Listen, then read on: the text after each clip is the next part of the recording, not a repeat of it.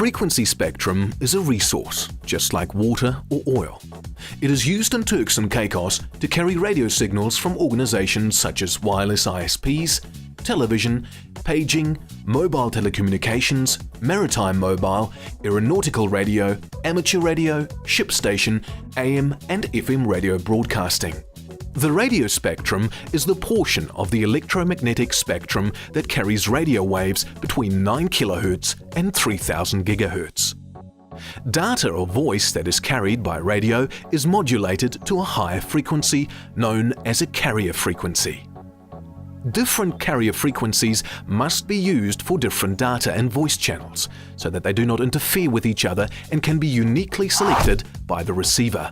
Radio signals with higher frequencies can send more data, but have a smaller range, meaning not every frequency band is suitable for all applications. The radio spectrum is a non-storable resource that will never run out, but becomes increasingly congested as a greater number of wireless services are being implemented. Congestion is the main reason why frequency spectrum management is needed and is an extremely important part of telecommunications policy and regulation. There are 4 main areas of work in spectrum management: planning, engineering, authorization, and monitoring. Spectrum planning involves allocating portions of the frequency spectrum to specified uses in accordance with international agreements and technical characteristics. Spectrum authorization involves granting radio equipment access to the spectrum under certain specified conditions.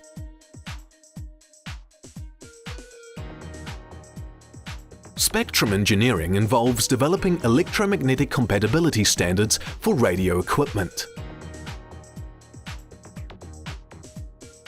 Spectrum monitoring and compliance involves monitoring the use of the radio spectrum and implementing the control unauthorized use.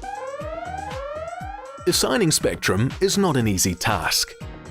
Suppose a given quantity of spectrum is available for use in only 2 sectors: mobile communications and commercial broadcasting. From an economic efficiency perspective, the spectrum should be divided in such a way that the benefits provided to the economy at large are the same in each sector.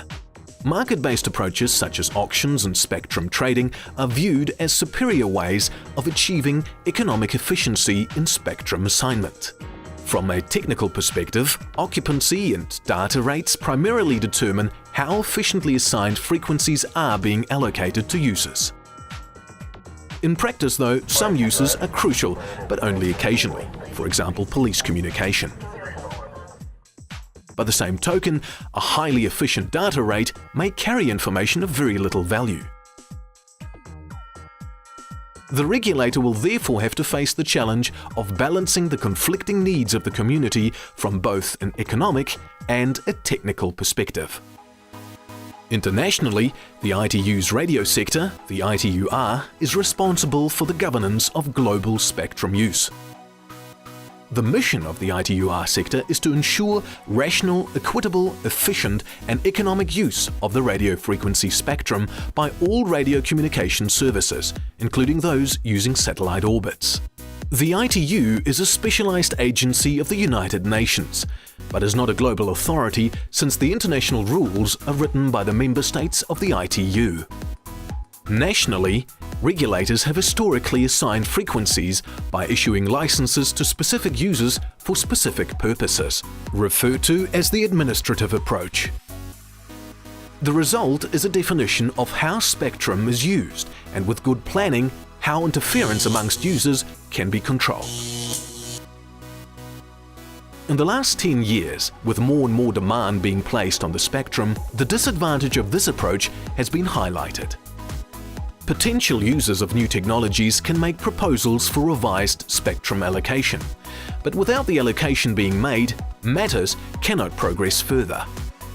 In some cases, this has resulted in the delayed introduction and growth of new beneficial technologies and services.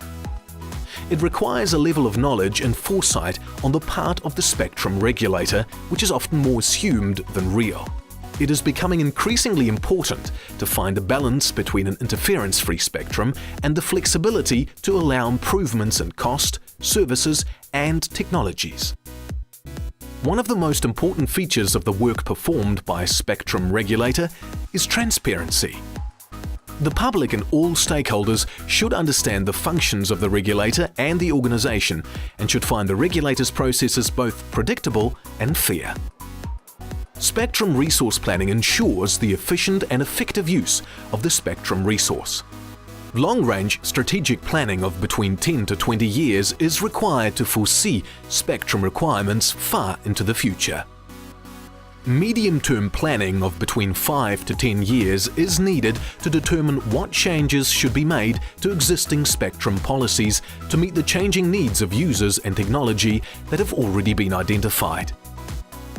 Short-term planning is important where changes to spectrum policies can be made to implement earlier decisions.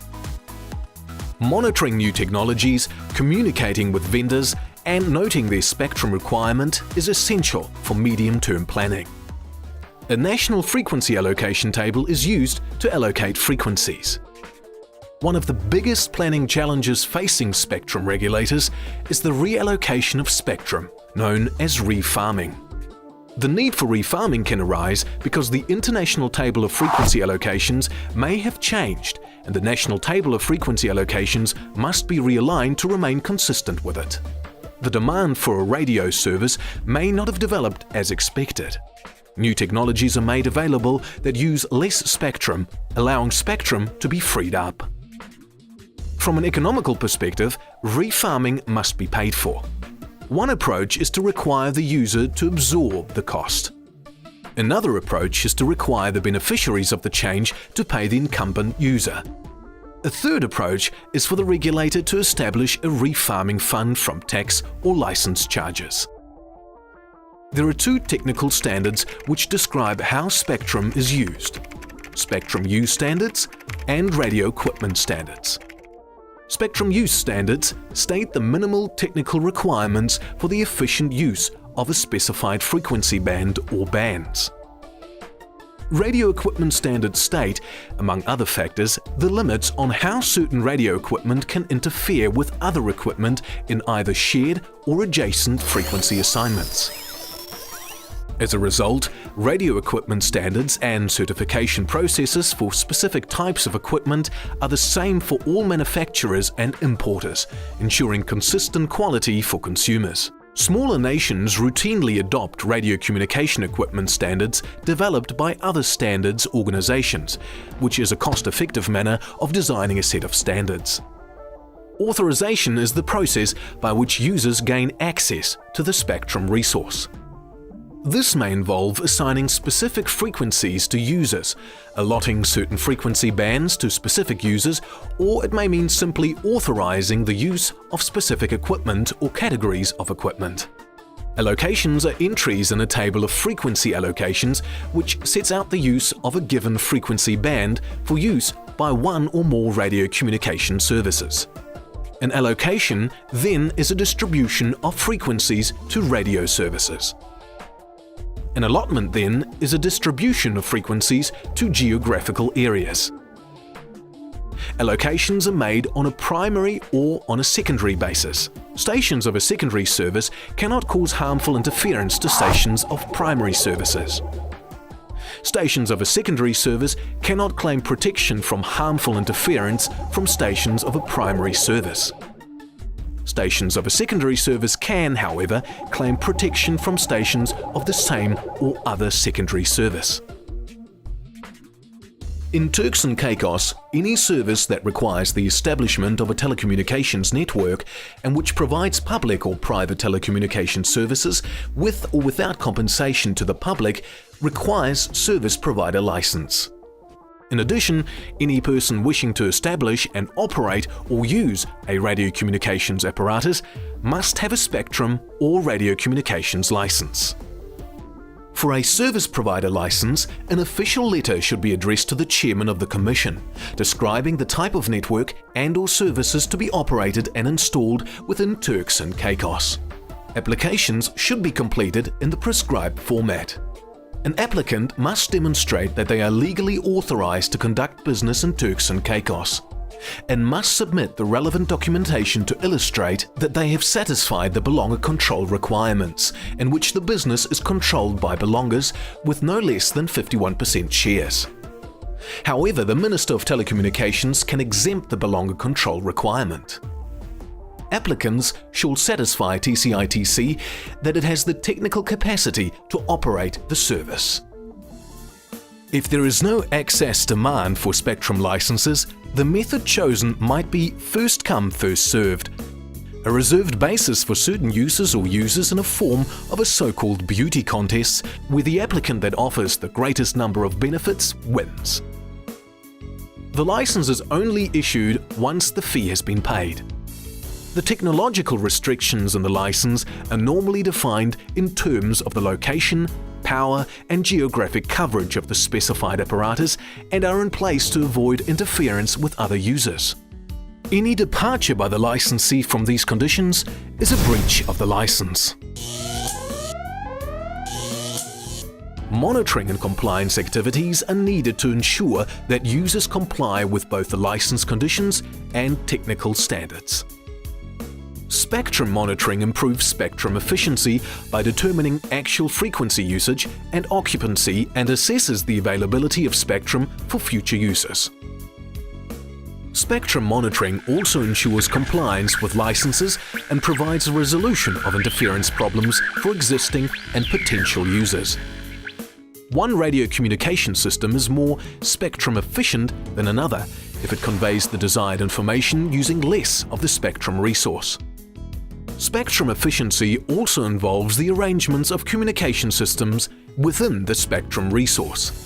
Spectrum is used inefficiently when systems are not packed together as tightly as possible in frequency bands.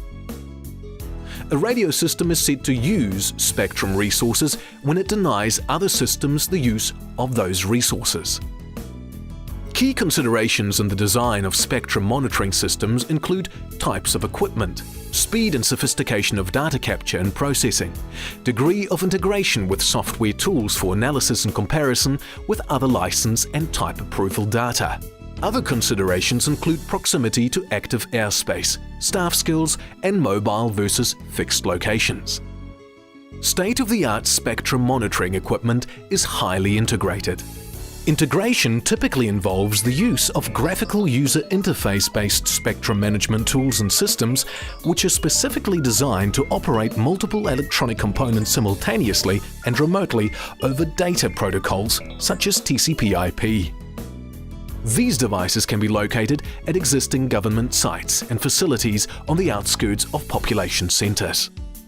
Remote devices permit access to monitoring equipment from anywhere through a compatible computer, a modem, and a telephone line or network connection. For more information on radio frequency interference, how this is found, and how it is dealt with, please refer to Module 85 on RFI.